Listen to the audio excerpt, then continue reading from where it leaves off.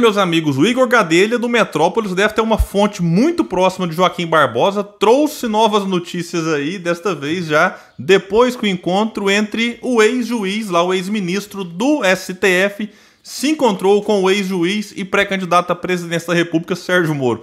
E olha, assim, o Moro não cansa de passar vergonha, eu vou falar sobre isso aqui, mas antes eu quero pedir a sua ajuda para que se inscreva no canal, ative as notificações. Gostou do vídeo? Deixa o like, não gostou não tem problema, manda o dislike, comente aqui embaixo um bom dia, uma boa tarde, uma boa noite, boa madrugada, enfim, tudo isso é muito importante para o nosso trabalho, assim como o compartilhamento em outras redes sociais. Meus amigos, então eu vou deixar aqui alguns links, né? E vai lá dizer no Metrópolis, por exemplo, que o ex-ministro do STF, Joaquim Barbosa, recebeu o ex-juiz Sérgio Moro, segunda-feira, no dia 10, em seu apartamento no bairro Leblon, lá no Rio de Janeiro. O encontro, revelado em primeira mão pela coluna dele lá, foi pedido pelo próprio Moro ainda em 2021. Consta que o Moro pediu esse encontro lá em novembro, quando ele se filiou ao Podemos e decidiu de fato entrar de vez ou formalmente na política, né? E veio insistindo de lá para cá até que o Joaquim Barbosa recebeu o Sérgio Moro. E vai destacar aqui a matéria que após a conversa, Barbosa relatou a aliados ter ficado incomodado com a publicidade dada à reunião. Avaliou que a divulgação do encontro beneficiou apenas Moro, o que fez o ex-ministro do Supremo se sentir usado politicamente pelo ex-juiz da Lava Jato. Aqui um detalhe importante, pelo menos eu não encontrei nenhuma foto, enfim, nenhum registro desse encontro. Me parece que Barbosa não aceitou tirar foto ao lado do Moro. Moro que, por exemplo, quando se encontrou com o Eduardo Leite, fez questão de postar uma foto ali dos dois bem juntos, né? Então, do Barbosa, pelo menos, eu não consegui encontrar até o momento. E assim, é claro que o Moro tentaria usar isso a seu favor, faz parte, é um pré-candidato, está em busca aí de boas notícias. Mas eu não sei se eu concordo com o Joaquim Barbosa de que o Moro, enfim, ganhou, de que beneficiou, não. Eu acho que, na verdade, aconteceu foi o contrário. Porque o Joaquim Barbosa já havia dito antes algumas coisas, eu gravei um vídeo específico sobre isso, então não vou aprofundar em relação a esse assunto, coisas que desanimaram o Sérgio Moro antes mesmo do encontro e também os seus apoiadores. Por exemplo, o Barbosa havia dito que não aceitaria ser vice do Moro, que o Moro tem um teto de votos muito baixo que pode impedi-lo de ir ao segundo turno, por isso ele recomendaria então ao ex-juiz tentar a vaga ao Senado e criticou as companhias de Sérgio Moro. Companhias estas, em especial os militares e também membros ali que fizeram parte da Lava Jato, que reforçam essa coisa autoritária que envolve Sérgio Moro. Então, na verdade, eu acho que esse encontro não beneficiou tanto assim o ex-juiz, não. E aqui outro ponto importante que a matéria vai destacar. Barbosa ressaltou aliados ter topado receber o presidenciável do Podemos apenas por deferência. Como noticiou a coluna do Gadelha antes mesmo da reunião, o ex-ministro do STF já havia avisado a pessoas próximas que não toparia ser candidato a vice-presidente Moro. Mas adivinhem, o Moro decidiu oficializar esse convite no encontro que teve com o Barbosa. E ouviu do Barbosa o quê? Não topa ser vice dele, nem de qualquer outro presidenciável. Isso aqui é importante. E muito menos ser candidato a senador ou governador nas eleições desse ano. Então isso aqui eu acho que foi um fora que o Moro levou. Dava para ser evitado porque o Barbosa já tinha declarado isso aqui antes. Mas aqui tem um detalhe importante. O Barbosa, pelo que foi dito ali, recusa ser vice de qualquer outro, né?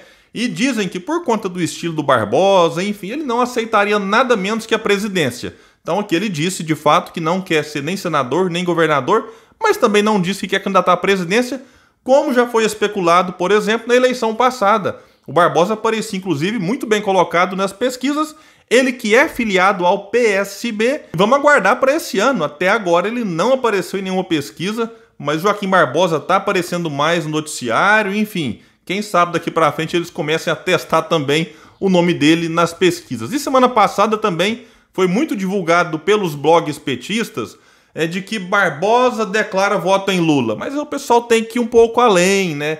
E descobre que ele vota no Lula num eventual segundo turno, se for contra Bolsonaro. Mas aí, claro, né, os prints circulam como se fosse declarando voto, né, de imediato no primeiro turno. O que acaba, assim, fazendo com que as pessoas pesquisem, né, quem de fato se dispõe a fazer isso, e vai encontrar o quê? Como eu gravei um outro vídeo sobre isso, que o Barbosa declarou que Ciro Gomes é um dos poucos que se salvam e até este momento é o candidato que tem a preferência do Joaquim Barbosa. Então também não vou explorar mais esse assunto que já mereceu um vídeo só sobre isso. E só voltando à questão do Moro, assim, não sei se faria muito sentido, por exemplo, você ter um ex-ministro do STF que, se fosse candidato à presidência, teria um trânsito entre aqueles que são mais vinculados à pauta anticorrupção, essa coisa mais judiciário, entrar como vice do Moro, enfim, que transita mais junto a esse eleitorado também. Então não sei se faria tanto sentido essa chapa. Além do que, seria dois, né? O candidato e o vice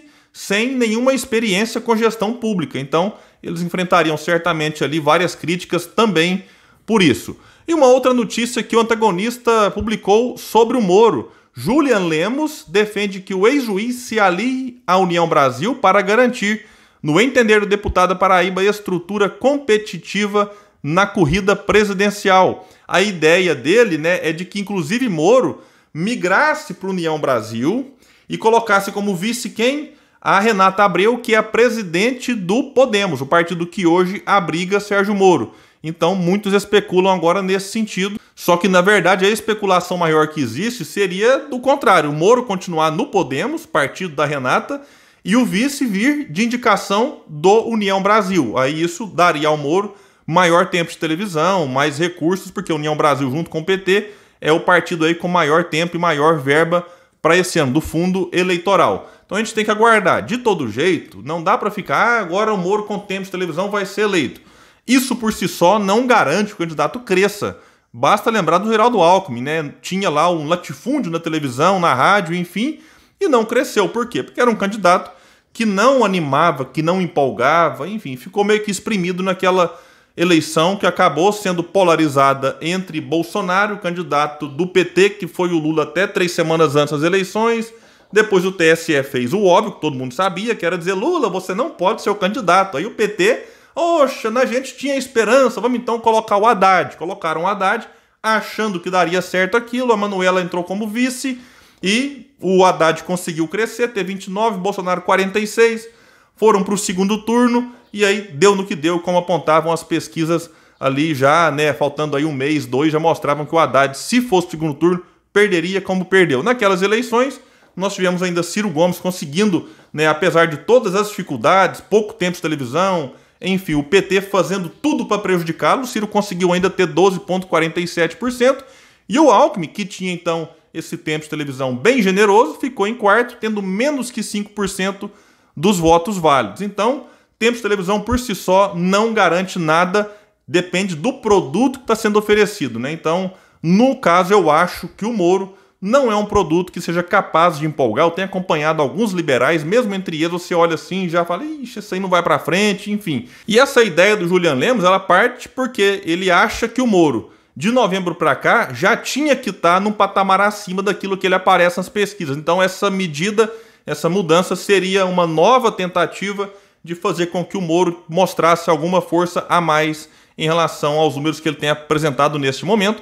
Porque vale lembrar, quando o Moro entrou foi uma festa danada, enfim, um barulho total, a imprensa daqui e dali, agora vai, Moro tá no segundo turno, Moro tá eleito e de repente já tem aí mais de 2 meses da sua filiação ao Podemos e ele vem demonstrando dificuldades não só em relação às pesquisas, porque eu acredito que o eleitor ainda não está tão preocupado com elas assim. Falarei sobre elas num vídeo no final de semana, que eu farei uma análise das 3 pesquisas que saíram, né, na quarta, na quinta e na sexta, uma estratégia que eu vou adotar daqui para frente, porque tem muita coisa acontecendo, não consigo mais fazer vídeo de toda a pesquisa, então eu vou dar uma agrupada para a gente tentar abordar diversos assuntos, enfim, que sejam interessantes e que está de fato sacudindo o cenário eleitoral. Então, Sérgio Moro, enfim, vai ter dificuldade, tentou com Joaquim Barbosa, não conseguiu, então pode ser que daqui para frente as portas vão se afunilando e aí, quem sabe, ele faça aquele plano que é o que muitos acham que seria o mais correto, como o próprio Joaquim Barbosa, que é o Moro tentar uma vaga lá no Senado Federal. Meus amigos, é isso. Eu vou deixar esses links aqui embaixo. Quem puder, compartilha esse vídeo. Vamos trazer mais pessoas aqui para o canal Politizando.